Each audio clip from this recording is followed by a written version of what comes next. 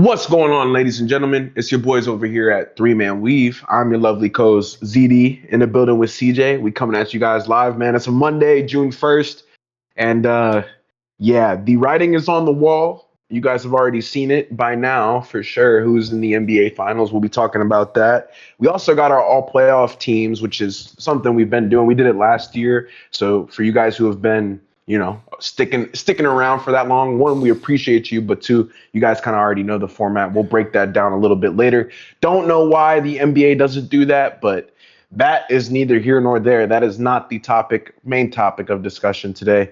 The San Antonio Spurs, man, making the NBA Finals, defeating the Thunder in 7 games, and we do have a diehard Thunder fan on the show, and obviously I'm a Lakers fan, so just preface this by saying I do not like the Spurs.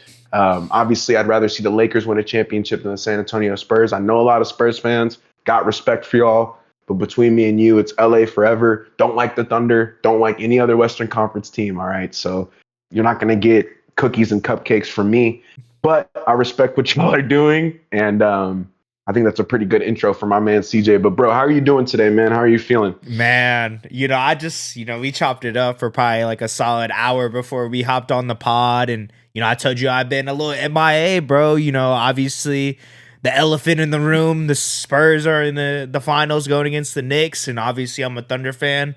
We lost to the Spurs on Saturday. It was a tough one. Obviously doing a lot better now. I'm not gonna lie, but these past couple of days, bro, I texted you, it's like I haven't felt this bad in so long as a Thunder fan, at least, you know what I mean? And the last time I felt like this was when, you were actually there as well, when we both went to the Mavs versus Thunder game 6 of the Western Conference semifinals, 2023, 4? Four. 4. 2024, yeah. That was tough. Obviously, being there, that was before we won a chip. That being said, though, just this dub, bro, it had me very, very upset, bro. I'm not gonna lie with you, Yeah. especially how the season went. Obviously the expectations for us, once you get one, they expect you to get another one. And honestly, as a fan, I expected to get another one as well. I may not have shown it throughout the pod and throughout the season because I didn't want to get too ahead of myself because of stuff like this. Like obviously disappointment of a season. I expected to at least get to that point, and then whatever happens in the finals happens. But yeah, bro, it's just frustrating. I think it just hits a little closer to home because, like you said, I do not like the Spurs. When I first moved to Texas, I was already a Thunder fan, and that was when the Spurs-Thunder rivalry kind of kicked off. So already a little bit of hatred pent up as a younger CJ, you know what I mean? 2011, 12, I was, 14 years old, 15 years old, having a wear my team with pride. Everyone was a Spurs fan back then, as you know, as everyone's a Spurs fan right now. So it's one of those things, man, where it just means a lot more to Z and I. And I think we do, obviously we were doing a podcast for y'all twice a week for the whole season. So I think it kind of shows how much we care about the sport, but just about our teams and just wanting us to, achieve greatness every season, So obviously it was a tough loss, and I've been having to deal with that these past couple of days. Haven't really been talking to much people besides people at work because obviously I see them, but I've been coming home, like going to sleep early. Yeah, I've been a little low-key a little depressed. I don't want to admit it because, like, obviously out of my control and nothing I can control about it, but I think it just shows how much I care about the Thunder and just basketball in general, bro. Like, I don't really have this feeling for any of my other teams that I root for, but just doing the podcast with you, Z, and seeing how great we were, seeing Shea get back-to-back MVPs, and then obviously coming up short against the young Spurs led by Wemby. It was tough, bro, and I think it just hurts a little more because it is the Spurs and because we are so close to San Antonio, and a lot of people are Spurs fans right now. So it's a little frustrating because, bandwagon fans and whatnot, but I mentioned this to you and I wanted to bring it up in this podcast because this is what this podcast is for. I want the fact that everyone cares about the Spurs now and this and that, Wemby this, Wemby that. I think it just it goes to show that people watch basketball, bro. And I think that's something that we've been advocating since we started this There it is. podcast. It's why we wanted to start this podcast, because we feel like, the state of Texas gets a lot overshined by football, rightfully so. We have a great football culture here, but Community, I yeah, think our yeah. basketball culture is right up there, and I think this is what this series proved to us. People, I posted after Game 5 win, one more win, and sadly we weren't able to get that, but people replying to my stories that I haven't talked to in years. Oh, Shea's flopping. Y'all are gonna lose to the Spurs in 7. Blah blah blah blah. So, as a fan, of course, it's annoying, but I just love seeing people care about the sport, and that's what we're trying to do with this podcast. And like I mentioned earlier, I do not like the Spurs, but if they're able to do it, which we'll get into that later on to the podcast, but if they're able to do it, hats off to you, hats off to y'all. Anyways, y'all beat us, defending champs. Y'all are super young. Y'all are able to get to that mountaintop. So I'm not a hater. I don't want that to be something that I'm known for. I give respect where it's due, but that doesn't mean I have to like y'all. And at the end of the day, that's how I'm gonna come with the Spurs from now on. Y'all are good. You beat us, so rightfully so. But yeah, you're not gonna see me going to a Spurs watch party wearing Spurs gear, nothing like that, bro. I will never wear any gear. I might wear my D Wade shirt just because out of respect for a legend, but you won't see me wearing a lot of other team stuff just because of like you mentioned, like being a diehard fan, bro. I've been through the trenches. For what anyone has to say, if you say I'm a bandwagon, you don't know me, because my at name is literally Thunder Up 35. Under Like, up. you know what I mean? Like I'm true to this, bro. So I just want people to, I don't for need sure. to prove. I'm gonna be honest. I don't even need to prove anything to y'all, because the people that know me that as a Thunder fan, and it sucks when your team loses. But I think I was talking to Zach about this earlier before we started shooting. Just like stuff like this, it makes you appreciate where your team's at. You know what I mean? Because the fact that we were in this position to go back to the NBA Finals, Game 7, it's what basketball fans dream of. Obviously, as a fan of the team that's in a Game 7, very stressful. And I'll go into that as we, talk about the Game 7 buildup. But just that, being in that environment, being privileged enough to have my team in that situation, I appreciate it a lot more. Obviously, in the moment, all you're thinking about is the chip, getting to the finals, doing these things. But obviously, I'm not in that discussion at this point. So just kind of taking a step back and appreciating the season for what it was. And, I was able to watch great hoops, was able to see Shea win back-to-back, but MVPs at least, and, just wasn't able to get to that mountaintop. But I think it's just more of a how much parity we have in this league, and I think we do a great job of covering all these teams, and a great job of highlighting, showcasing all the talent. So yeah, bro. Besides that, I know this was a long-winded intro for me, but I like that. It's a Thunder breakdown of Game 7, so how to get my piece off to start the pod. But besides that, bro, I'm doing great. Obviously sucks my team lost, but I'm grateful that I have someone here that appreciates the game as much as you, and I'm able to have these type of conversations because you get me, you understand where I'm coming from, the way I feel right now, and it sucks, but ready to see this finals, matchup of the 1999 finals rematch. So we'll see, man. I'm excited.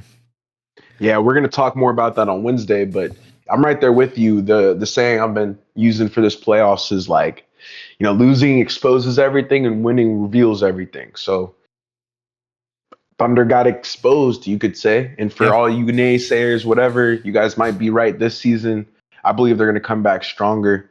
But hats off to the Spurs. I know we just got done talking about the Thunder a lot, but De'Aaron Fox, Julian Champagnie, Stephon Castle and company. De'Aaron Fox had 15 in that Game 7, bro. He was amazing. We know he wasn't contributing at a high level really earlier in the series, but he was able to get it done. And then Dylan Harper, bro. I know me and you have spoken about him. I know you'll get into it in the recap, but he can really go. It's not really a surprise to me and you. He was the number 2 pick right after Cooper Flagg. Just somebody who's always been used to the pressure. And so seeing what he was able to do in Game 6 and Game 7, it's just it was a wonder to see. And then obviously Victor Wembanyama, who, I'll be honest with you, he's the new head of the snake. I'm not he's really damn good, bro, and he has plenty of fans already. I'm not looking forward to playing him the next decade, and I know you aren't either, but you just got to give credit to the staff like Sean Sweeney and Mitch Johnson and just like what they were able to do on defense. Just so many good things from San Antonio. So if you're a Spurs fan, congratulations. Also, Knicks fans, congratulations. Yeah, what a climb to the mountaintop. This has been a tough year. But you got to give credit to those teams, and they've outlasted the other 28. So I'm excited to get into this recap. We'll talk about the Thunder and kind of what it means for their next steps. I think it's we should reserve some of that conversation for the offseason files. That's why y'all are watching Three Man Weave. Y'all know it's coming. So the Thunder are at the back half, but you guys will have to wait for that specific episode whenever it comes about. But CJ, I'll let you take it away. The Spurs beat them in game 1, and they were able to cap off the series in game 7 as well on the Thunder's home court. So yeah, not much left to be said other than let's get into it. Yeah, bro. I'll give a brief recap of game 6, and this is how it summed up for me in a word. Disappointing, honestly. Got blown out on San Antonio's home court. Didn't score for 7 minutes in the third quarter. That's really when we lost the game. They went on a 20-0 run. Hats off to y'all. I think that is what gave them the confidence to be able to go into a game 7 that they ended up forcing after winning game 6. And what gave them that momentum to continue on into that game. But to start off game 7, boys, Victor Wembanyama and the San Antonio Spurs started the Western Conference Finals with a win in Oklahoma City, then ended the same way, like ZD just mentioned earlier. The defending champs are dethroned, sadly. Y'all heard my spiel. You know how I feel about that. I'm wearing the hat. I'm a Rocket proudly. My head's still high. Obviously, we just lost, but it's Thunder up till the day I die, bro. Wembanyama and the Spurs are headed to the NBA Finals, Z. Wemby scored 22 points. Julian Champagnie got 18 of his 20 off of three-pointers, and the Spurs beat the Oklahoma City Thunder 111 to 103 on Saturday night. Spurs were a plus 110 favorite underdogs on FanDuel. Stephon Castle, man, added a strong all-around line with 16 points, 6 rebounds, and 6 assists. And we got to mention it, man. Just what he was been able to do against Shea all series long. Defensively was incredible. We know the type of player Stephon Castle was. Where I wasn't too surprised, the fact that he was able to do it to back-to-back MVP at such a young age is what had me surprised, because Shea has been doing this all year against everybody's team. You know what I mean? So the fact that he was able to lock in a series, first playoffs, really to go against the defending champ. Hats off to you, Stephon Castle. I got you on my dynasty, bro. I know how good you are. I know how great of a player you are, but seeing that against my team was not good for my mental health, personally. Sure. But De'Aaron Fox also contributed 15 points, 5 assists, and 3 steals. And like Z said he had been not a ghost. Obviously, he had injuries. He had an ankle injury that he was dealing with. Somewhat of a ghost.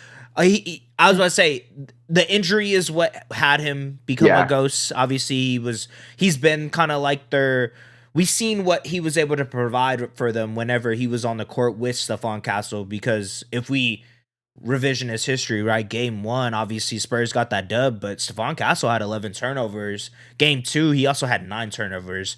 That dwindled down to 1 turnover a game, essentially, for the rest of the series once De'Aaron Fox came onto the court. So, shout out to De'Aaron Fox. Obviously, statistically, not the craziest numbers, but just being the primary ball handler for their offense, running it at certain points in the series, it made a difference, especially in this Game 7, hitting tough mid-range shots, getting to the bucket, doing layups like that. That's what De'Aaron Fox, going past people, getting the easy 2-pointer, and that was a huge factor. And people forget he lost a Game 7 versus Curry. Mm-hmm. Curry had like 50 that day. I don't even know if you guys really remember that, but he's been in that position where he was so close with Sabonis, and they didn't have it that day. Steph Curry went for 50, and then 2 weeks later, Tatum had 50 in the Game 7. So He's been in those positions before, and like CJ was just saying, he came through, bro. When I was watching that, I was like, if De'Aaron Fox is hitting, it's too much Yep. because he wasn't really doing that before. You add those 15 points, those 7 assists. Yeah, it was a good showing, bro. Yep. Respect Yep. to D Shout, Fox. shout out Swiper, bro. Always a legend for real. So, happy for you, but obviously you're on the Spurs, so I'm not rocking with you for now. But for Oklahoma City, Shea Gilgeous-Alexander, man, I know he's been getting a lot of flack. Obviously, he didn't have the greatest series, but he did everything he could to keep the Thunder alive in this game 7, finishing with a game high 35 points plus 9 assists, 4 rebounds, 3 steals, and 1 block, man. And I want to bring this up because hmm obviously he's on my team. I gotta rock with him. Back-to-back MVP, best player on my Dynasty favorite too. team. Dynasty, of course. The whole narrative around him, bro, being a fraud, being a flopper, this and that. Obviously, he's getting to the free throw line. He's getting fouled, bro. And I'm gonna be honest with you, Spurs fans. Like, I get it. You're going against us in a series. You're calling him a flopper. He's getting fouled, if we're being honest. And I don't even want to use that as an excuse because this game is what really proved it to me. For everyone that doesn't know, like I said, the buildup for this game was something for the day we lost game 6 was something on my mind, obviously. All the narratives around him. Oh, he's shooting less than 40%, this and that, averaging, 20 points, whatever it is, on terrible efficiency, but they're still going to game 7, right? That whole narrative, him saying that this is the biggest game of his life, biggest game of his career. This man was just in a game 7 of the NBA Finals. The fact that he was able to respond in this manner, I was so ready to talk my shit if we ended up getting this dub.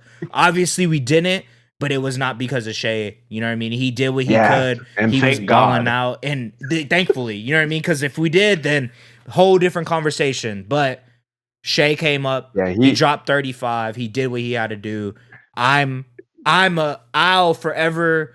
He's best Thunder player in my yeah, opinion of he's all good. time. You gotta respect it, bro. And I think I was mentioning it to you, bro. Whenever you're getting those flopper, free throw merchant, this and that, those things that they're saying to you when you're at the free throw line or when stuff happens, it's a testament to the greatness of that player because I think that's when people they know how good of a player you are, so they're gonna try to get in your head as fans of the opposing team. And obviously San Antonio, we know the type of crowd they are. We know how hyped they get for the Spurs. Incredible atmosphere on both sides. You know what I mean? But he did his thing, bro. So I'm glad he was able to because that narrative of this and that, you're a fraud, you choke in whenever your team needs you, out the window after this game, bro. And Yeah, that's honestly, that's that done. that was never in my vocabulary for Shea. I'm not even gonna lie to you, and that's not even being biased. I think that you just kind of gotta appreciate it, and that's why I am trying to go a certain way with the whole Spurs and Wemby and his greatness that he has. But you just have to do it first, and at this point, Shea wasn't able to get back to that point, but he did what he could, bro. And let me bring up another person on the roster, man, Cason Wallace. He also gave OKC a major boost with 17 points, 7 rebounds, 4 assists, and 5 made threes. Cason Wallace, bro, was the only one that decided to show up in Game 7, sadly. And without him, would have been a lot more of a point differential in this game. But with what I saw, I know he's eligible for a contract extension. Give that man his money, bro. You know what I mean? Like, he deserves it. What he was able to do, getting the most youngest player with the most steals, I believe, in the playoffs, this hmm and that. We saw what he was able to do whenever Shea was injured. AJ Mitchell was injured. He was getting those starting role duties of a point guard. We see the type of player that Cason Wallace can be. So extend this man, bro. We need him. That type of player is much needed in these type of series. But also, Jalen Williams added a double-double with 11 points and 10 rebounds and 4 assists. He was incredible, bro. Obviously, we haven't brought it up, and like I told you before we started recording, I don't want to bring this as an excuse for why we lost because I don't ever want to take away a finals run from a roster. And in my opinion, I believe it's happened pretty much every year we could go through it. You know what I mean? And I feel like that would be a cool little exercise for us to do, because if we go through each playoff run, there has been an injury. So I don't want to bring that up in the Spurs conversation. Y'all were able to beat us fair and square. Obviously, elephant in the room, we didn't have two of our best offensive players, if we're being honest, but we still forced it to game 7. We still should have been able to win this game. But besides that, bro, Jalen Williams, incredible. I feel like that's another player where he's been outplaying his contract value whenever his extension comes up. Another player I believe that we should re-sign just because of what he's been able to provide. He's been through the trenches. This playoff series alone kind of proved to me what he's capable of doing. So incredible, man. Threes, being able to play decent defense, you know, making some good passes as well. Like he was what we needed in this playoff series, and he was able to do what he could, bro. But you know, the decisive edge came from San Antonio's shot making and transition play.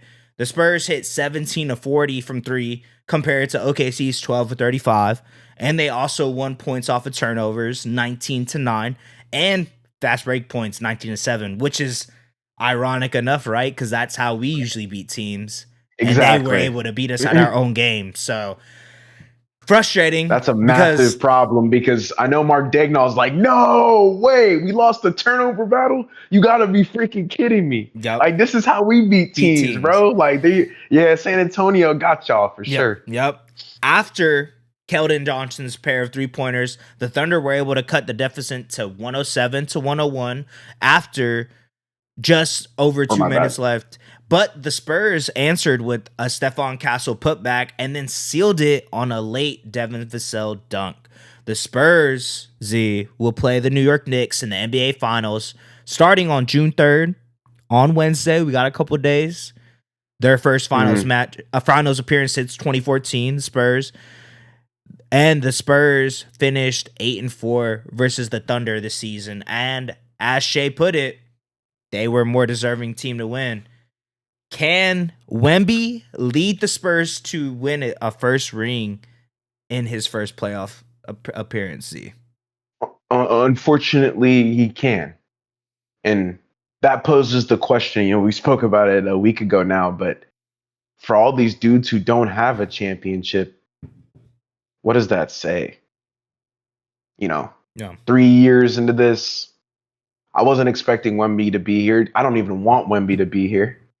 But, bro, when you look at the facts, because I was talking to you about this too, Text, and I'm like, before we hopped on before we're doing the pod, I'm like, the Lakers are fake good. The Timberwolves are fake good. The Nuggets are fake good. We're going to get into it in the next segment. But all of these teams, not named the Thunder, right? Haven't even brought up the Thunder yet, but all of those other teams, the Rockets, like, Wemby's doing this in his first playoff appearance. Yeah.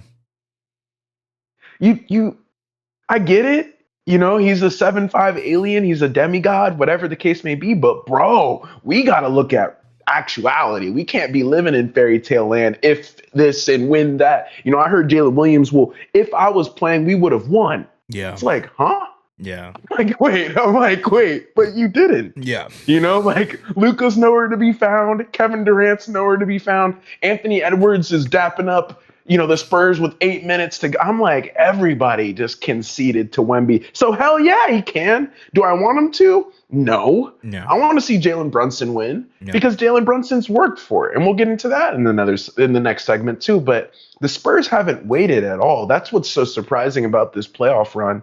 They didn't have to go through they did have to go through the Thunder. They didn't have to go through that many teams over the course of the last 2 seasons to be in this position. And the Thunder, you know, lost to the Mavs 2 seasons ago. You know, the year before that, barely making the playoffs, making the play-in, and then sometimes not even making the play-in, right? Mm-hmm. So you've really grinded to get to this level. And even the Lakers haven't been good since 2020, right? So 6 years, going on 7 years next year. Mm-hmm. Like, I haven't been good in 7 years. Yeah. So, like, yeah, it's Wemby's forcing all other 29 teams' hands, to be honest, because he's proving that it's possible to win on your rookie contract. It's possible to win early, and you just gotta have a generational talent like him, obviously. But I'd argue there's a lot of those guys coming up. Cooper Flag, Devonsa, Peterson, like all these guys, quote unquote, generational. You can build a roster around somebody and have it pay dividends. So I think he can lead them to win a ring, and they're the favorites, which FanDuel thinks they will. Mm-hmm. So even that is like people are assuming the Spurs are going to win, which just goes to show you like that's insane. Not for your first playoff appearance, for how young you are. I think they're the first, like the one of the younger teams in the NBA, top 5 for sure, average age, and that's just, I mean, it's an insane sign of maturity, and they're deserving. And kind of like you said there at the end, like Shea said they were the more deserving team to win. I think that's a perfect quote. And it's not living in an if, it's an absolute. They were the more deserving team to win, which means like absolutely. So no ifs, no ands, no buts, like all that extra stuff. We can kind of throw that out of the water. I know what J-Dub was trying to say. I'm not hating on J-Dub. I get it. Because I do believe, too, if he was in the lineup or AJ Mitchell was in the lineup, it probably would have been different. But, I've heard better answers, right? I'm like, I don't know. Like, we're not playing in fairy tale land. What's actually going on is Wembanyama's in the finals, and he might win his first ring. So, hell yeah.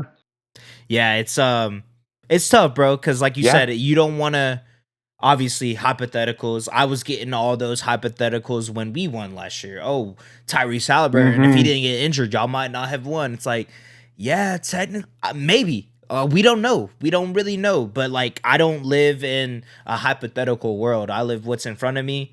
And what's in front of me is that the Thunder lost and we won last year. So it is what it is. It sucks. But like you said, or like I mentioned earlier, I don't want to use that as an excuse because it's happened plenty other times. And I'm not the type of person to use that as a crutch. We just lost. They were the better team at the end of the day, and hats off to them, especially it being their first playoff run, like you mentioned. And that's where, for me personally, it sucks as a Thunder fan because, like you mentioned it, we've been through our struggles, and we were a young team to get to it. Bro. They hadn't been through any struggles, and they already made it there. So that, like you said, that's more of a testament to their greatness and what they've been able to accomplish all year. But it just seems like they're needing a little bit of something to get them more motivated, and I think that the Knicks are very capable of doing that. Exactly. Yeah. Like the Knicks are the most complete team. And you've said this on the podcast, but we've gone through the numbers. They have been the best team in the playoffs. Like they've been better than the Spurs and the Thunder and any other team you want to name. The Knicks are the number 1 in offensive rating, number 1 in net rating. Like they're just so good. It's because Jalen Brunson's a pick and roll maestro. We've spoken about that. He's the best player against drop coverage in the NBA today, including Shea. Right, he scores more on drop coverage than Shai Gilgeous-Alexander, and I mean OG Anunoby, who we're going to talk about, a little later. Cat, who's been awesome as a facilitator. Mike Brown has turned him into a hub. I don't know if they'll be able to win because, truth be told, the Knicks are a perfect matchup for them when it comes to everybody can score the ball. They don't really have any weaknesses on defense outside of Brunson, who you can hide. Everybody else can somewhat guard. Even Cat can guard a little bit. He's not a lockdown defender, but he's not a zero, right? Okay, he can block somebody if needed, right? So, like, we know Mitchell Robinson has the broken pinky. I'm not going to talk about that a ton. That is going to be impactful, especially with his offensive rebounding. I'm sure Wemby's going to get a lot of boards. But, yeah, looking at it from an overhead, this could be a 6 or 7 game series. And I have the Knicks. There's a more complete team. They just aren't so heavily relying on Jalen Brunson as opposed to like Wemby. If Wemby doesn't have a good game, I don't know if the Spurs are going to be able to win a game, and that's, I know you'll talk about this in a second, but Wemby was able to do what he needed to do to beat the Thunder. He was the best player in some of those games, better than Shea, and that's what you get. You get good results from that, and props to him. I'm not going to take anything away from him because he was the best player on the court. Like when he was hitting that half court shot and screaming and yelling, like that's what you want to see if you're a Spurs fan. So I respect it, but I know Jalen Brunson, Mike Brown, like all those guys over there, they got a joker up their sleeve. And just what's next for the Thunder? I know y'all are going to be asking that question. I'm about to get into it. But that question is going to ring for the rest of the offseason, given what happened in Game 7. And truth be told, probably on Wednesday we'll talk about it, but it's the Spurs versus everyone. Yep. I'm not, even as a Lakers fan, I love the Thunder. I've told CJ this, I haven't told y'all this, but I shed a little gangster tear after Game 4 against OKC because Rui balling out of his mind, right? We know Luke Kennard no-showed, but he had a great series against the Rockets. He showed up. Cool. We had guys playing out of their mind. Jackson Hayes playing out of his mind, right? Has no business getting a double-double against the Thunder and Chet Holmgren. But, we were giving it our best shot, and it was still, we came up short. And now we see a team with the 75 demigod who passed the team that we lost to. Like, bro, it's Wemby versus everyone. It's the Spurs versus everyone. And I know we had a segment on that when the MVP talks and you're talking about it because you were like Wemby should probably be like 4, and at the time that was probably right. But Spurs fans came out of the woodworks. Spurs are in the finals. They're gonna come out of the woodworks. It's Absolutely. like, man, we're gonna have to see, man. But yeah, I got y'all on what's next for the Thunder. The Thunder obviously were not supposed to lose to the Spurs, which is an unbelievable statement given they had already won a championship just last year. But regardless, CJ, they did not win or even get back to the finals, which means they're headed back to the drawing board like 28 other NBA teams that aren't there. So you actually asked me an interesting question before we hopped on, but is this season a failure, like Shay said? For you? For me, yes. I'm going to be honest. Like, I had all the confidence in the world that we were going to get back to that point, even with the Spurs and how they played against us all season long. I was very confident in that Game 7. Obviously, we weren't able to do it. And I think it's just more of a product of the success that my team has had. So in my eyes, yes, but I think if you go through, I think we did it before, we started talking about that as well. If you go through the roster and player by player, you can probably see which ones were a failure and what players were successful. But as a whole roster, coming off of another championship, not being able to get back to that point, yes, I believe it. But, it's kind of like, and this will forever probably be something I bring up probably for the rest of our NBA while career. We do this, yeah. While we do this, yeah. When Giannis, said, is just because we didn't make the champion, make the finals, is that a failure? Like we did these things. Obviously, we have the back-to-back MVP, very successful, all-stars, all defensive, all these accolades. You know what I mean? But as a team, and in my perspective, yes, I believe it was a failure because of the expectations and how well we played. Obviously not against the Spurs, but they're still young, this and that, all these narratives that get pushed. But for me, if I'm gonna be completely honest with you, Z, yeah, I believe this is a failure just because I expected to at least get to that point. Now, if we lost, would have been a different, or if we get to the finals, ended up losing per se, hypothetical world we're living in right now in 3-man weave universe, then yes, it probably still would be in my eyes, but at least we got there. You know what I mean? At least we got there. We didn't get there. So, yes, I believe personally that this is a failure of a season, sadly. That's a good answer. With all the accolades, with all the best defensive team, this and that, all these, these things, it's, at the end of the day, you are competing to try to get a chip, and that was my expectations for this roster. Let's just say that. So, yes. Bro, that's a great answer. And I was going to say, audience out, if you guys have any extra time, just go through the extra interviews. Some of your favorite players, you can hear some really good answers. And they're kind of forced to talk for like 20 minutes. So it's cool. A lot of good answers through the Thunder exit interviews. And lots of those guys were asked, what they're planning on doing for the offseason. I heard a bunch of different answers. But Shea stuck out to me, knowing he's a back-to-back MVP. He definitely expects more of himself, and I know you expect more from your team. So that's a great answer. But luckily for the Thunder, they have SGA, Chet, and J-Dub locked up for the next 5 years on Supermax contracts. Oddly, you could say that's the exact same reason they need to hit the drawing board. What do you think about that? Second apron, CBA, 3-2-1 lottery, all this crazy stuff, which we're not going to talk about on this show. not until Wednesday, but that rule was changed It over the was. course of the last few days. Yeah. How are you feeling about that? You know that could be a potential handicap for you guys. Yeah, it's obviously we saw what this core was able to do when healthy last year. That's a Circumstances good way different, to this start. and that, everything. Um the thing that I've realized with a lot of sports and just life in general, it's very fickle. It's very what have you done for me Yeah, in recent, and rightfully so. When you win a chip, you're expected to win another chip, and I think that is a reason why the Lakers are so yeah, legacy and why y'all are held to a higher standard than a lot of other franchises. For us, this being our first, what I'm saying, yeah, yes, sir. You got the yeah, you already know. Um, for us, it's we had to lock down our core first and foremost after last season, after winning the finals. If we didn't, then everyone would have looked at Sam Presti. Why didn't you do this? Why didn't you do that? You know what I mean? So that being said, Chet's performance, I didn't even bring up last segment when we talked about game 7. I think this is its own conversation.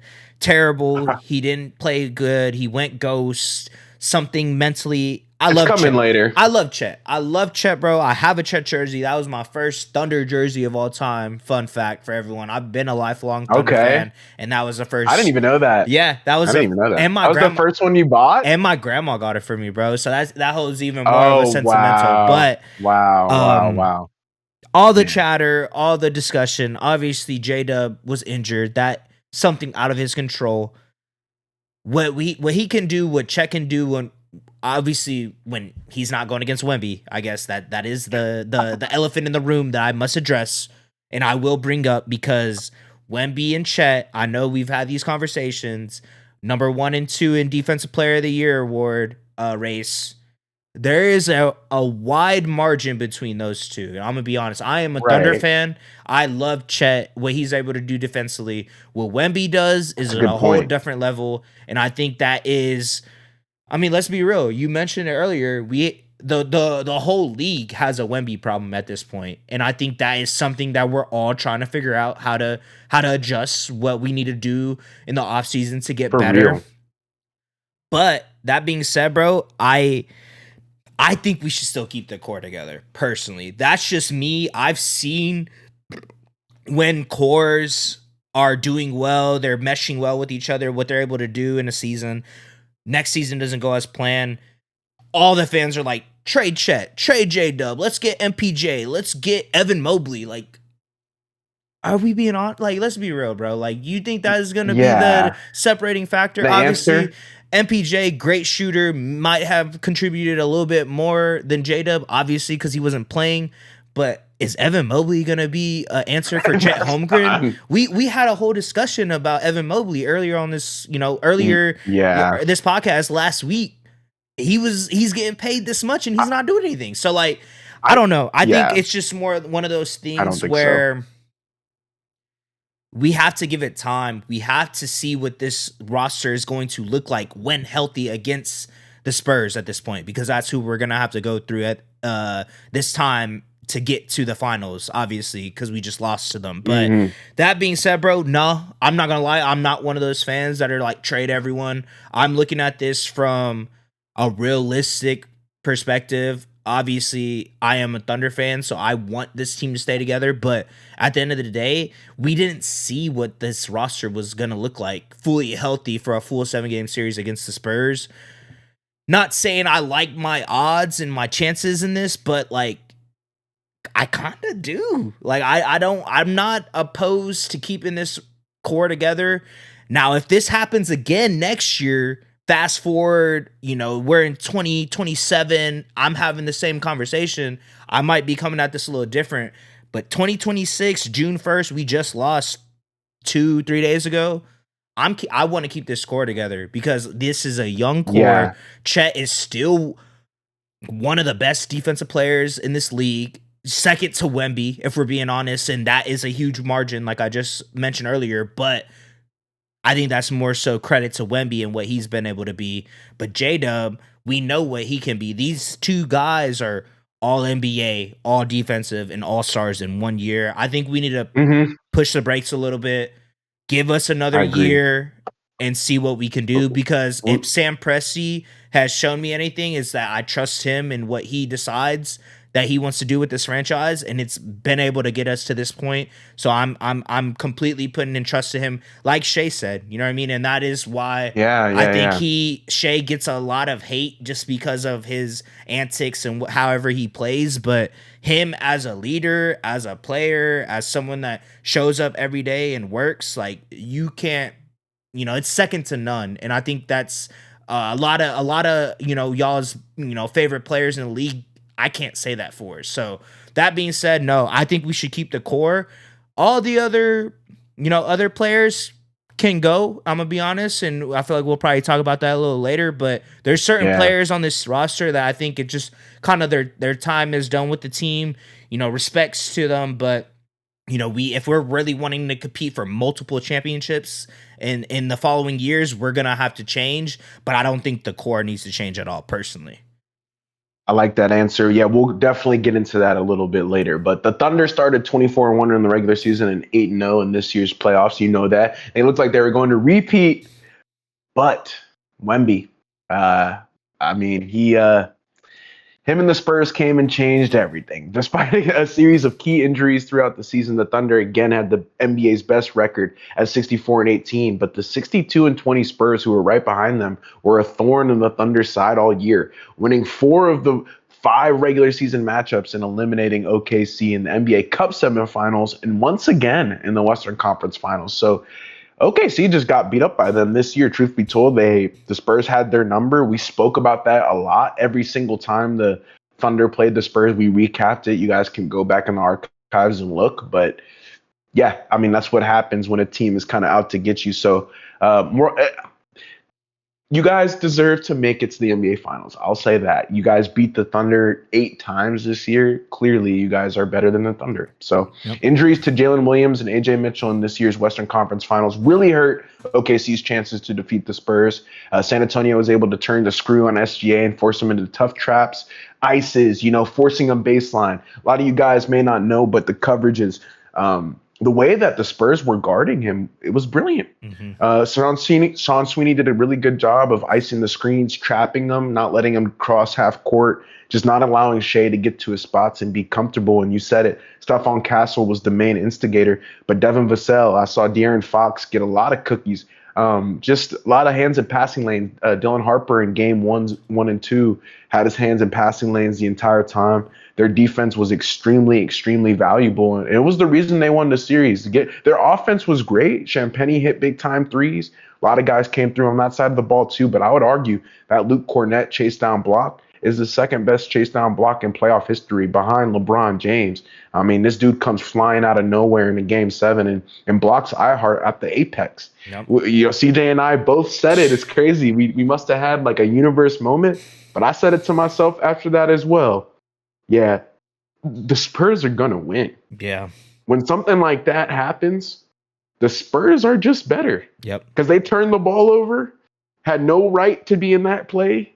Luke Cornett goes up and pins it. Mm-hmm. And I'm just like, all right, man. So they were able to turn the screw on SGA. Their defense was locked down all series, and props to the Spurs for that. They forced SGA. I think he finished at 43% because of this game 7, which he went 12 of 21. He had 35, so he was able to raise it a little bit more towards the end there. But he was shooting 40% up until game 7 of the playoffs. So or in that Western Conference Finals. So props to the Spurs. You guys were locking them down on all cylinders. All of that culminated to the perfect storm, which, truth be told, was the perfect storm. You got 2 15-point per game to 25-point per game scorers out. SGA is forced to be their primary ball handler. You guys know the Thunder don't have a ton of primary ball handlers outside of SGA, AJ Mitchell, and Data. Luckily, for the Spurs, the 2 players that were hurt were the 2 other creators. You get a perfect storm. Wembanyama's involved in the perfect storm, a generational talent. And again, I'm not taking anything away from the Spurs, but it does culminate to some luck. And there's luck in every championship run. There was luck last year for the Thunder. Mm-hmm. Tyrese Halliburton going down in game 7. That's the luck. Yep. Right. But that's the way the cookie crumbles sometimes. So we can't chalk that up and live in the what if world. But Mm-hmm. it was a perfect storm for Wemby and the Spurs to take advantage of a weakened Thunder core, which, truth be told, they were weakened. Unfortunately, the defending champs, the Thunder, have glaring weaknesses that were exposed in this series. For starters, the Thunder lacked the ball handlers and the three-point shooting necessary to face the all-time Spurs defense with Wembanyama. Even when J-Dub and AJ Mitchell did play, they lost, Mm-hmm. which is another caveat. J-Dub had 26 points in game one. They lost. Yep. Like it's not like Shea wasn't there. It's not like Yep. he was going off, and the Spurs still. So it's like, we heard J-Dub's exit interview, and I agree. Like, I think if he was in there consistently doing that, it would be different. But we just can't live in that world because they were out there and you guys still lost. Yep. The Thunder were relying heavily on Alex Caruso and Jared McCain to cover the scoring duties, and they actually answered the bell. They scored over 160 points combined in this series, but it just wasn't enough. And I know you're going to add something to that. Hats off to Caruso and McCain. 100%. I mean, my goodness. McCain didn't fail this year. Got traded out of Philly. Daryl Morey's fired because of the decision, yada, yada, yada, whatever. He can't play in the playoffs. Dude comes in for probably the deepest team in the NBA. I'd argue now it's the Spurs. They're probably deeper. Yep. Right? But the Thunder, for how we portrayed them earlier in the year, the deepest team in the entire NBA. McCain comes out in this playoff series and gives you hella buckets. He was shooting, I think, behind. He got in front of Rui Hachimura for the playoff lead in 3-point percentage. Minimum, I think it was like 50 attempts. So he was balling against the Lakers, doing well against the Spurs. Alex Caruso against the Spurs. I even said he could potentially win Western Conference Finals MVP the way he was playing. So it's not to say they couldn't answer the bell. It just wasn't enough. Yep. And I'm interested to hear what you have to say about that, like when it comes to just how deep of a team you guys are and just seeing like the way that Caruso and McCain were able to perform. Unbelievable. Yeah, bro. You said it perfectly. You know what I mean? They put us in the position to even be in a game 7. So I'll never take away what they were able to provide for us. What they've been able to do really all year. Obviously, Jared McCain coming over at the trade deadline, but what Caruso was able to do at spurts all year. I know he was in and out the lineup pretty consistently, but I think I mentioned it earlier in a podcast. During the Western Conference Finals that. Do you want me right now or do you want me in June or in May? And I think he proved that to us, what exactly he's able to provide. But yeah, no, I obviously they weren't able to show up game 7 and do what they had been able to do all series.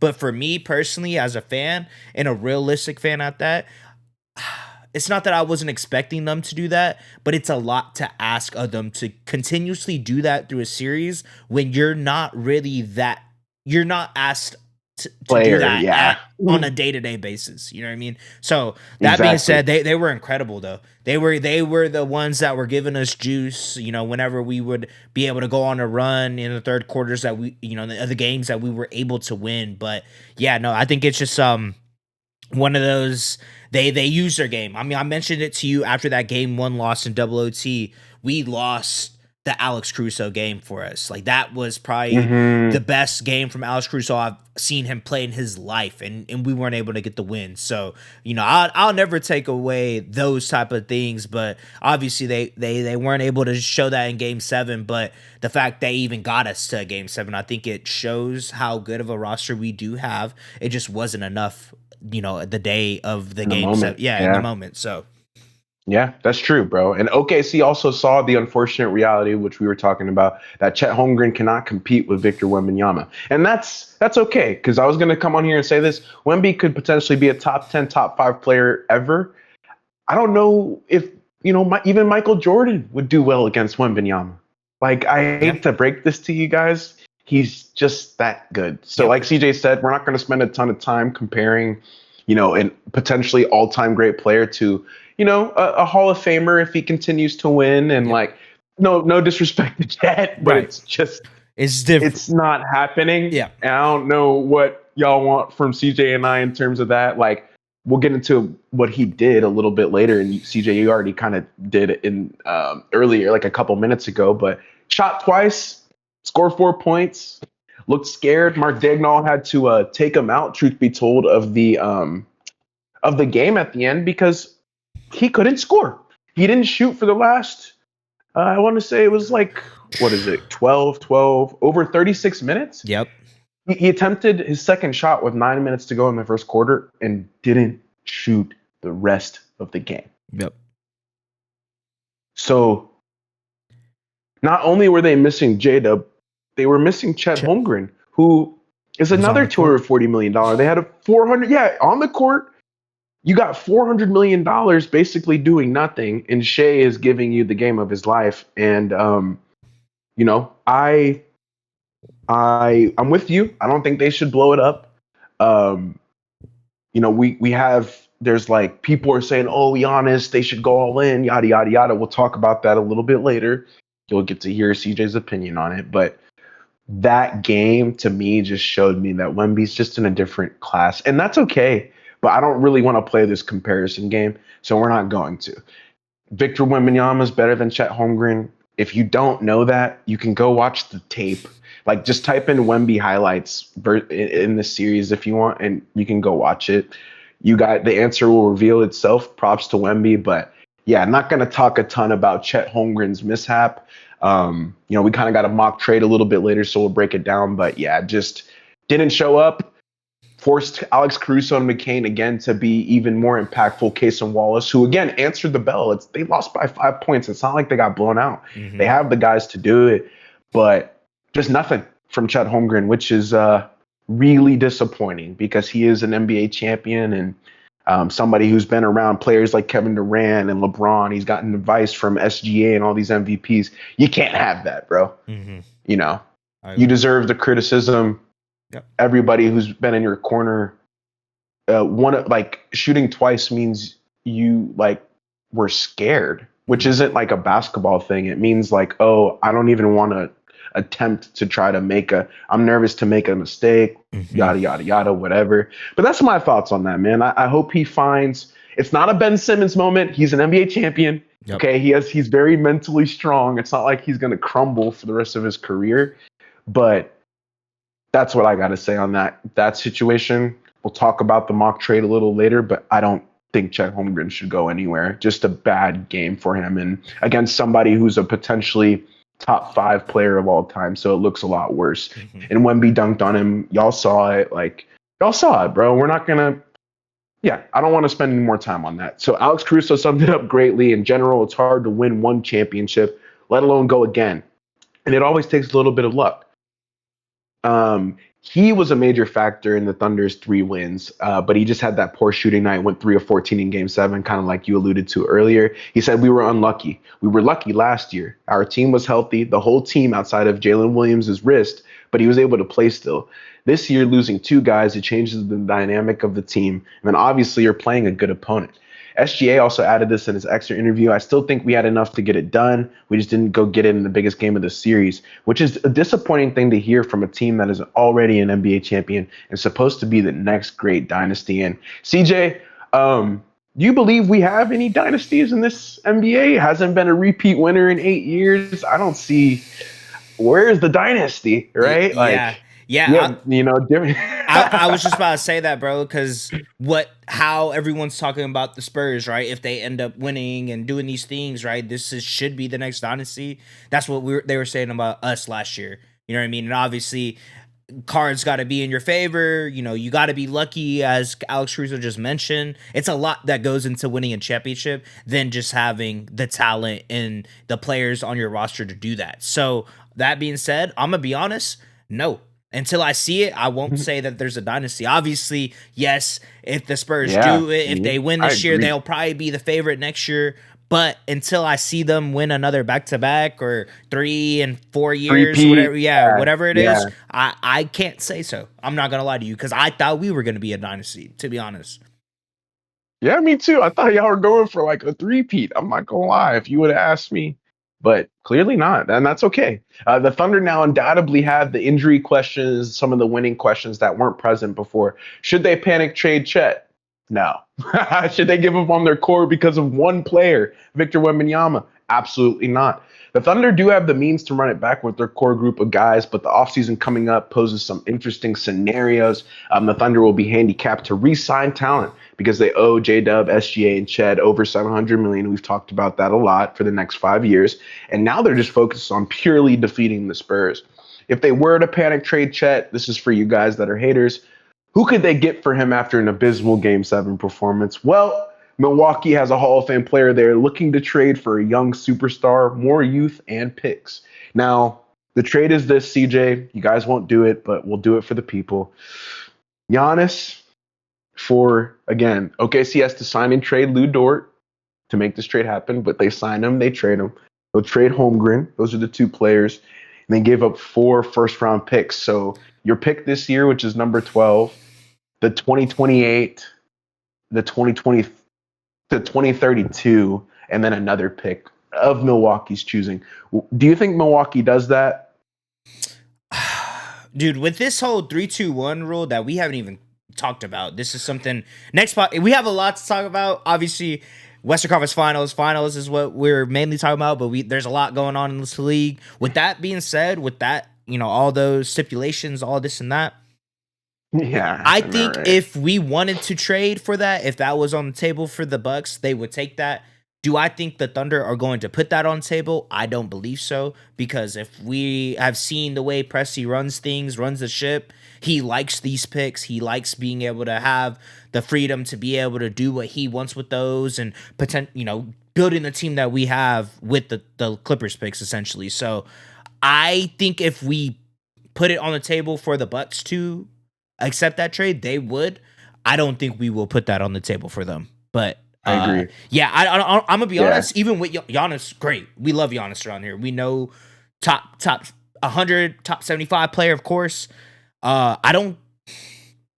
What we were lacking in this series, obviously defensively, isn't it? Besides that, on the defensive side, Giannis really can't shoot threes. That's where we struggled at. He obviously is a playmaker, but what does that look like with Shea? I don't think that would really be the greatest fit, in my opinion. I'm not an NBA GM, so don't take my word, but I don't really see that being able to beat the Spurs. Obviously, we would be more physical. We would be able to probably bang with these guys a little more, having a 7-footer that can dribble and pull up mid range, as we've been able to see throughout his career. But I don't think that's what we're really missing. So I don't think Giannis trade is really what we're eyeing. I think we're eyeing more so that would add more a defender that can, guard on the perimeter, guard in the paint. But I think we're more so focused on hit some threes. We're focused on wings right now that could defend, that are physical, that are big, that can shoot. So Giannis kind of checks a couple of those boxes, but the 3-point shooting, absolutely not. So I don't even know personally if I would even entertain this trade, but obviously Giannis is Giannis. So, we gotta be able to come here and talk about that. Yeah, the people want it. But 3-Man Weave thinks the Thunder they have to look internally to solve their Wemby issue, as the Spurs pose a threat to their dynasty for the next 10 years. And Spurs fans, you guys have you've earned your right to celebrate. You've earned your right to be here. Victor Wembanyama was the Western Conference Finals MVP, and we just went through a little bit of basically an offseason file of what the Thunder have to do, and we'll go through their balance sheet in that episode. But hopefully, this gives you a little bit more background on what happens next for them. The exit interviews are out, like I said 20 minutes ago. If you have time, you can go watch that, get a lot more context. But we're done with the Thunder. So sadly, sorry if you were a Thunder fan. Obviously, I'm sure we have some Thunder fans other than CJ, but no reason to talk about a team that is no longer playing. So that is it from us on that for the season. And hopefully this next segment, it's a good segue to something a little bit more upbeat and something that we are proud to do for the next 10, 20, 30 plus years. See all the guys on the list, and I'll let you take it away, man. Yeah, man. Like Z said before, we did this last year. It was our first segment of this segment of our show, we decided to start doing an all playoff team. So this is our, as you all know, there's all NBA teams. There's 1 through 3. We wanted to do something for the playoff performers that don't get the love as they deserve, as Z mentioned when we first started this podcast.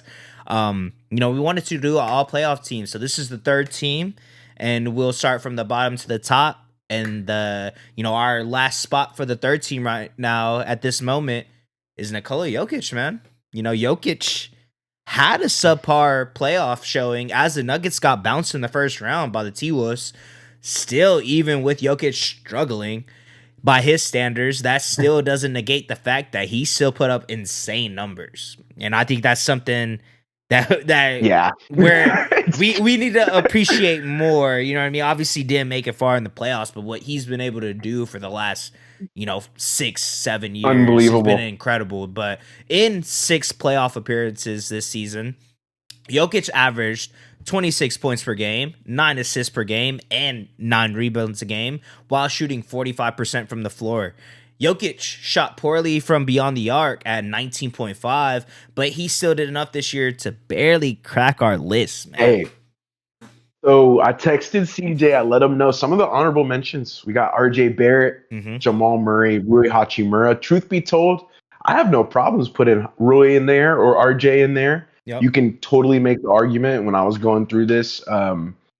But given Jokic's standard, whenever he struggles, it's like an all-star because he's so legendary that him struggling is still almost a triple-double. Yeah. There's no way we're leaving him off the list. He was almost off the list, though, so very close this season. And no Jamal Murray this year. He was not good enough for us. So Jokic barely making the list. I think that kind of goes to show you how we're looking at it.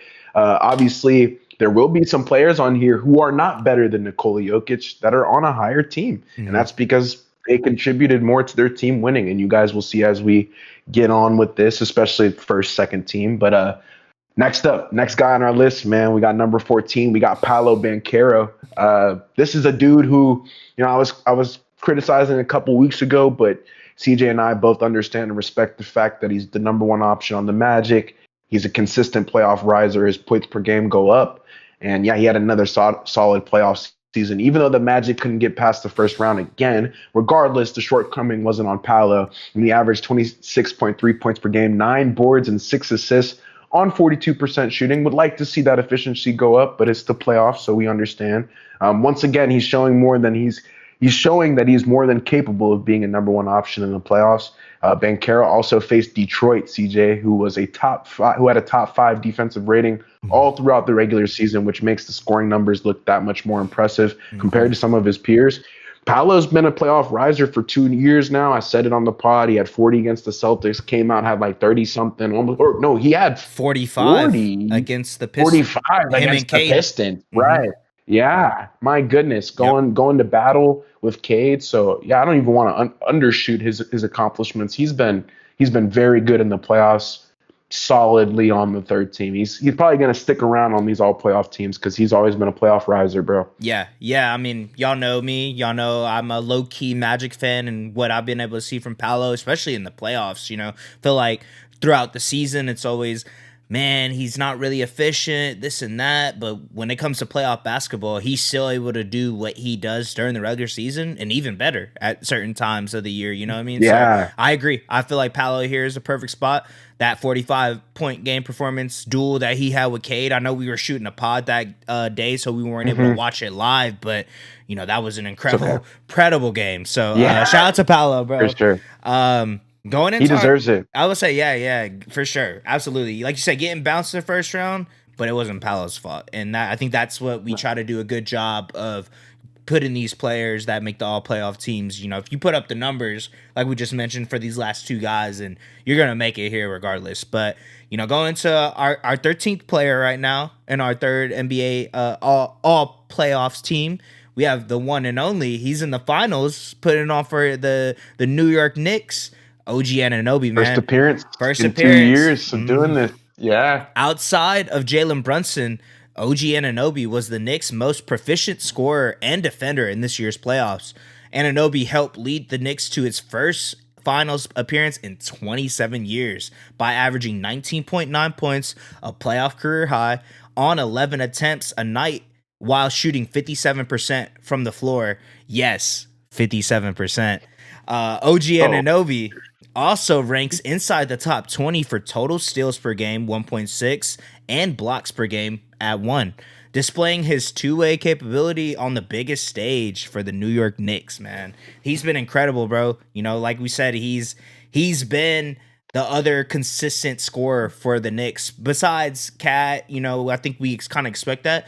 OG has he's had an incredible leap this season in the playoffs, and obviously is the reason why the Knicks are in the finals this year. So OG Anunoby, bro, two-way player, you know, one of the best, you know, two-way players we have, you know, outside of Kawhi. But you know what he's been able to do this whole year for them, I think it's gone. It's obviously it's not going unnoticed now because he's got to the finals, but I feel like if they weren't able to get to that point, it probably would have. But he's getting the love he deserves, and forgotten. Yeah. he's getting the love on a 3-man weave all playoff team. 100%. He's been just the two-way ability, like you brought up at the end there, the top 20 in the steals and blocks for me. Also giving you 20 points per game on 60% shooting. I think his true efficiency is above 65%. OG Anunoby's been, and this is again an example of where somebody who's not going to make an All NBA team can be rewarded for playing well in the playoffs. And this just goes to show you kind of the point of this list. OG's not an All NBA player, right? He's a fringe All NBA player, but not one of the best 15 guys in the NBA. Well, he was one of the best 15 guys in the playoffs, which is where it matters. So shout out to OG Anunoby. Hats off to the Knicks. Hopefully they can shake one up against the Spurs for the one time. But moving on, man, I'm excited for this one. Our number 12 spot. We don't know how many of these he's gonna make coming up here in a little bit, but it's none other than LeBron James from the LA Lakers. LeBron was once again LeBron. LeBron led the Lakers to the first win in playoff history without the leading scorer in the NBA, which was Luka Doncic, who did not play one playoff game this year and averaged 33 points a night. Sorry, not 35. Wish it was 35. My goodness, he's getting 33 a night. Only 2 points less, though. LeBron averaged 23 points in the playoffs, 7 assists, and 7 rebounds while shooting 46% from the floor.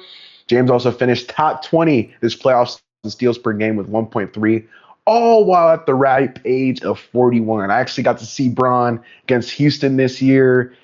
Had like 27 points. He's just the GOAT, bro. He's still doing it at this age, leading us to a playoff series win when we really had no business to be beating them. We know KD was hurt, but it's just a testament to his greatness, and it's no surprise that he's on a third team all playoff list. He's always been a playoff riser.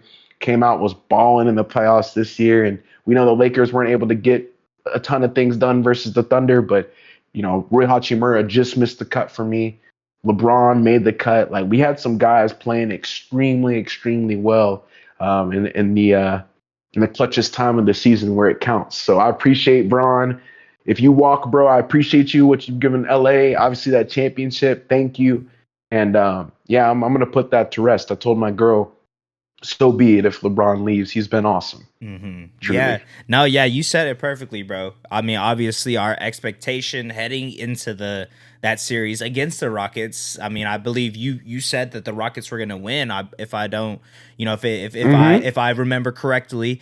But I was chalking it up. Yeah, I was like, the season's over. I did as well. So the fact that LeBron was able to perform on the biggest stage in the playoffs and do what he's been doing for my whole life, your whole life, it's a testament to his greatness and what he's been able to do, even at his age. You know, able to lead, you know, the Lakers to a series win against the Rockets was huge, bro. So of course, gotta put Braun on this one.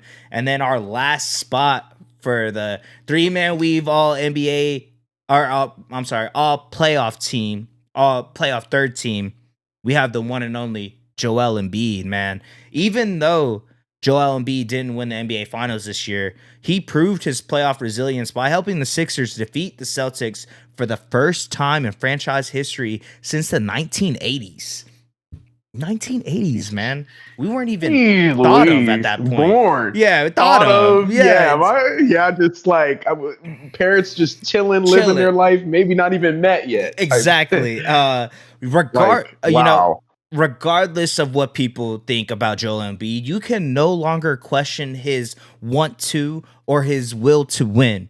Embiid averaged 24 points per game, 7.3 rebounds per game, and 5.4 assists per game, tying a playoff career high on 46% shooting. In game 7 versus the Celtics this year, Embiid scored 34 points in 39 minutes and left no doubt he still is a top 5 option at center in the NBA when healthy.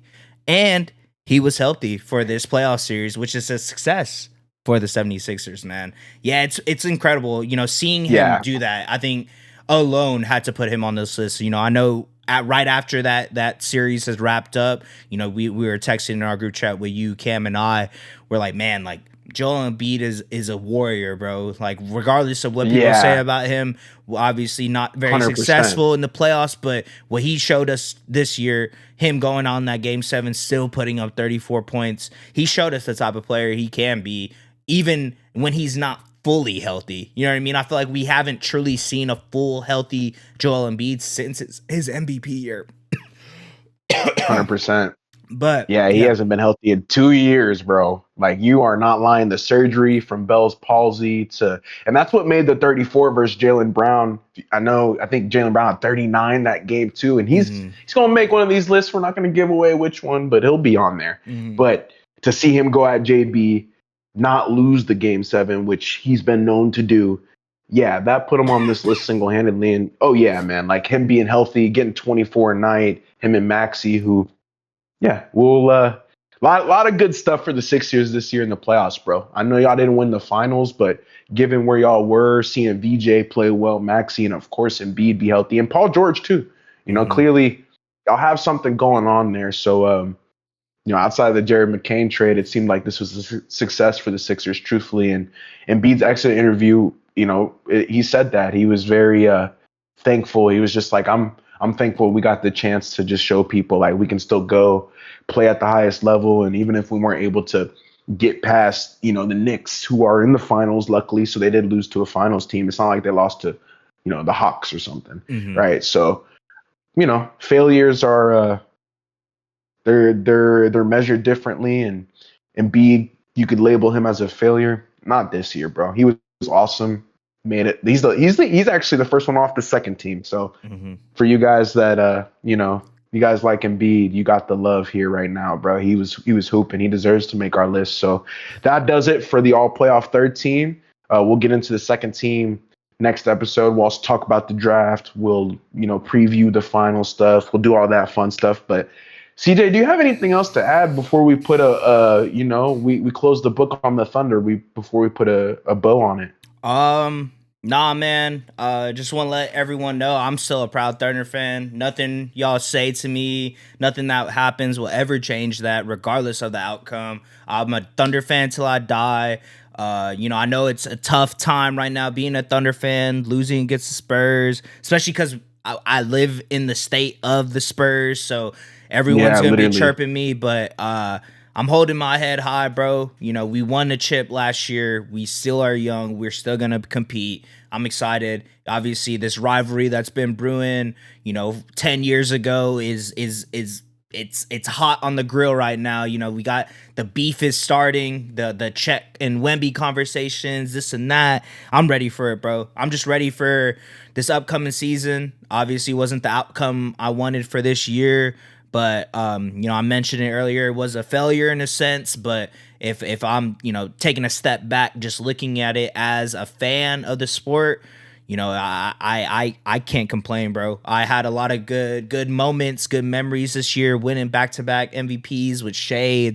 It was a good year, just wasn't able to get the chip. And depending on who you ask, they might not say it's a failure. I said it was, but it was just the expectations I had for the roster and the type of players that we had. And, I'm just ready for next year, bro. It sucks, being at this point, being so close, not being able to get there. But I like our odds. I like our chances. We're in a good spot. Yes, it sucks, but at the end of the day, I'm still a Thunder fan, and no one can take that away from me.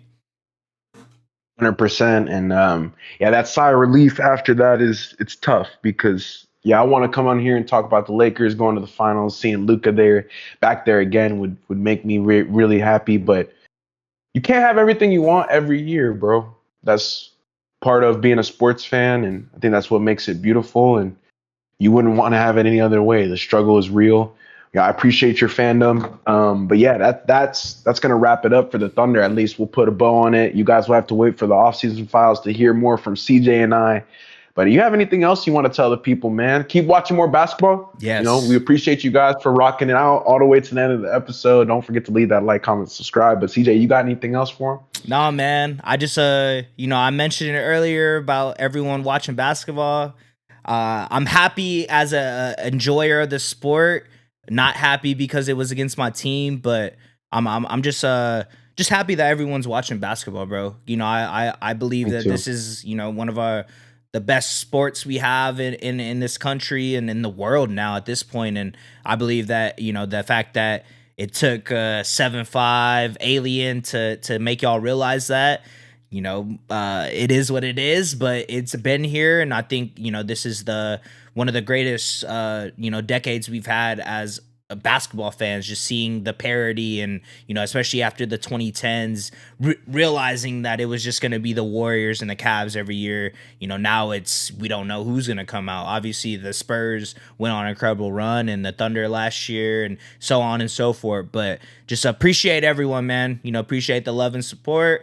Regardless of what everyone says about Shea and the Thunder, man, I'm still rocking with y'all, and I'm excited for this upcoming year, bro. But that's it for me. That's the bow on the Thunder talk up until the offseason files, and we probably will sprinkle in a couple talking Yeah, points every here now and and then there. as we should. But no, that's it for me, bro. Just keep watching hoops, and hope the Knicks and Spurs. I hope the series is one for Yeah, it's gonna be a the banger. ages, and I just want to see Yeah. competitive basketball. I'm able to watch it as a fan of the Hear sport. Mike Breen. Mike Breen on the call, and it's gonna be incredible, bro. So yeah, that's it for me, man. Thunder up till the day I Yeah. die, and hope And y'all liked and enjoyed this episode 3-man weave, and man, uh, yeah. that's it for me, bro. Yeah, okay, bet. Yeah, I don't have anything else to add either. I guess like I said earlier, appreciate you guys' time. Don't forget to leave that like, comment, subscribe. That's gonna do it for the boys over here at Three Man Weave. We will catch you guys on another episode, man. Peace. Peace, Three man, three man, three.